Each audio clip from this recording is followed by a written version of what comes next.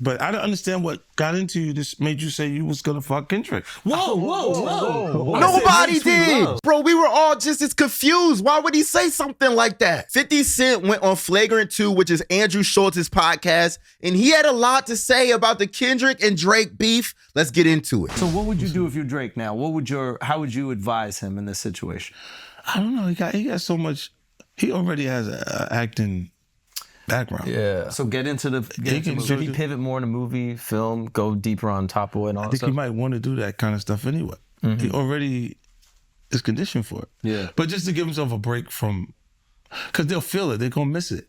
Let them miss it. That's the thing. They'll miss it. Look, if you say, it's nothing but we got two artists we're talking about. Right. Mm-hmm. And the whole culture that dominant, they are swallowing up everyone's attention, right? If Drake goes, okay, I'm going.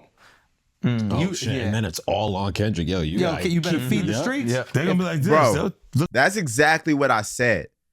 Yo, when this whole thing happened, I'm like, Drake, the best thing for you to do is just go away.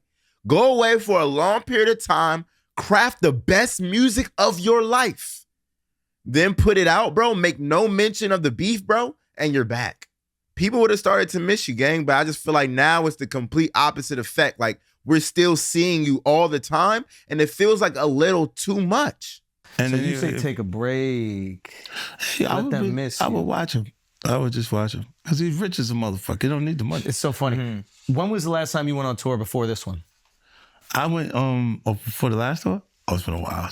And what happened this tour? Everything's crazy. So it's like, if you give people I tell this to comics all the time, there's these comics that like tour relentlessly, and I literally say, I'm like, take a break. And then let them develop something new, and then let them go to a bunch of other shows and be like, man, that was fun, but it wasn't like that. That one he did, yeah. And it's that energy definitely. I remember even talking to you about it. I was like, yo, that shit's so That's quick. a fact. If you give people a chance to miss you, 9 times out of 10, they actually will. You feel what I'm saying? I think the thing with social media is that we get to see these artists like on a daily basis as they post. We form these parasocial relationship with these celebrities. And Drake is one of these people that we see literally all the time, whether it's in somebody's comment section, whether it's him posting on his story, whether it's him posting on the feed. We see Drake a lot of times. So we have no chance in being able to miss him. Meanwhile, somebody like Kendrick Lamar, for the most part, he really don't be outside. So when we got that feature, it was our first time actually hearing Kendrick in a while, and then he consistently dropped after that. Now Kendrick is outside, and everything he's doing is hitting.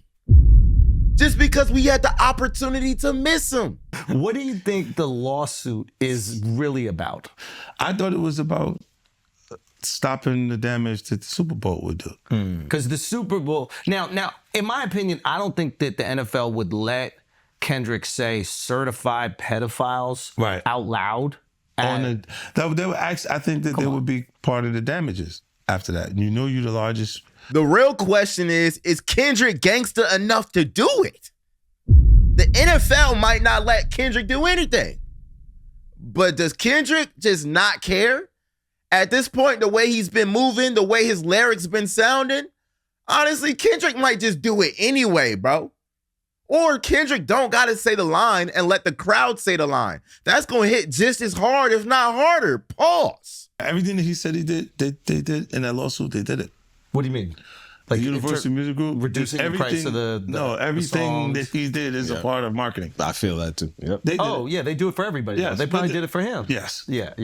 But I would look and go, look, at Interscope, there was delivering G-Unit and G-Unit not. I know the feeling. Mm-hmm. Oh, at the same time. Yeah. Wow. So they're making money on both sides. Yes. Right, because they're looking at it like a business completely, not personalizing each individual. You play both sides. You got money on both They're teams. like, whatever. Play the record, don't play it. They're just selling music. They don't care about... It's not a personal relationship at all. Yeah, it's like Hershey's owns Kit Kat too. You'll feel personal because you'll feel like you made them so much money. And they'll go, no, it's not personal at all. But Drake's your man. How do you personally feel about him suing? Look, I like Drake's music. I'm a Drake fan. Yeah. I'm one of those guys that listen to the music and I start to like what's happening in our culture. All right? So, and then there's a point where your voice becomes a hit. And as soon as it comes on, we know, like, we're not struggling to say this is good. Mm-hmm. I mean, we're not, like, You're it's right. just there. Like, and I like his shit. Kendrick shit the same. Kendrick is closer technically because of the Dr. Dre connection. But I do feel like I went through a portion of what he's experienced. When you were on top, everybody wants to take a shot. Yeah, and that look, you see how he lashed at everybody? Bro, everybody's not just taking a shot at Drake because he's on top. Like, why do people keep saying this? Kendrick is on top too, and he's been on top. Like, were y'all not around when the Control verse came out? Or when To Pimp a Butterfly came out? Kendrick's been on top for a long time as well. Trust me, Kendrick is not just gunning for this man because he has a top spot. That's a part of the reason Kendrick wants to prove that he's a GOAT. That's a large part of the reason. Don't get it twisted. But at the same time, bro, I think people just don't like Drake as a person, though. I don't think it's just because he's successful. There's a lot of people that are successful that Kendrick got no problems with. If that was the case, Kendrick would have smoke with Jay-Z because he's the best rapper. It's not that, bro. It's who you are as a man, is what you represent. Now, I don't know. I can't say what Drake represents. People in the industry are going to have a better insight on the kind of person he is. I never shook his hand.